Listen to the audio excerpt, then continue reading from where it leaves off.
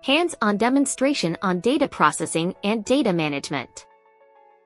Protect the raw data. So, puproceed na po tayo sa next. Ito po yung assumption na what if na-encode na po yung data. Ayan. So, hindi po agad natin na-apply yung data validation. Naibigay na natin yung database sa kung sino man mag-fill up. Then, nag-fill up sila. Tapos may nakita po tayong mga mali sa pag-type. So, we now go our next worksheet. So, full screen ko na po ito. Ayan. We go to the scholarship application.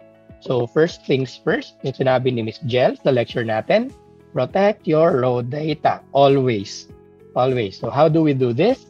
I-duplicate po itong worksheet na to para ma-save po natin. May original copy pa din tayo ng ating data. So, to do that, right-click lang po natin yung ating scholarship application worksheet. Ayan, may lalabas na insert, delete, rename, move, or copy. Yung concern po natin then is move or copy. Ayan. Tapos, mas mapapansin natin, we have a drop-down list dito sa ating to book. Ayan, pag kinlikin yan, pag sinelect natin yung new book, tapos nag-create tayo ng copy, kakopyahin niya yung scholarship application worksheet. Ayan, sige, try natin.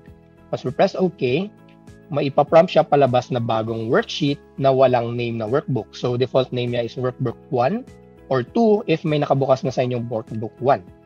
Ayan. So, yun po yung way na gusto natin, ayoko na, nakapasok siya dun sa aking original workbook. Gusto ko hiwalay. Ito po yung way na paggawa.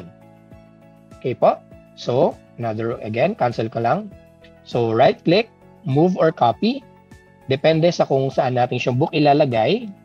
Kapag new book po siya, may magpa-pop na bagong workbook, name book 1 or book 2, and so on. Depende kung ano yung last na nakabukas na book sa inyo. Okay, so for now, ito po yung pipiliin ko, yung data processing and management. Then, i-click ko yung sa scholarship application kasi gusto ko na mag-appear siya malapit sa scholarship application ng worksheet or yung original data natin. Then, check ko yung create a copy. Kasi technically, kapag mo check tong create a copy, i-move niya lang yung worksheet na yon. So, press OK. Ayan. So, nakikita nyo, yung name ng bagong worksheet is Scholarship Application, open and close parenthesis, 2. So, meaning kung yung name ng ating original data or original worksheet, nag-add lang siya ng 2. Then, we'll have to rename this para alam natin kung ano yung original data and ano yung inaayos nating data. Ayan. So, Scholar App na lang.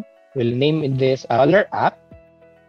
Ayan. So, ito yung gagalawin nating worksheet from the original na worksheet natin na scholarship application. So, dito tayo mag-add ng mga validation, mag-remove ng mga values, ganyan, edit natin. Tapos, kasi, bakit kailangan i-protect yung data? If nagkamali tayo dito sa ating Scholar App worksheet, na-mess up natin yung sorting, filtering, kung ano man yung ginawa nating data analysis, may babalikan tayong data or raw file.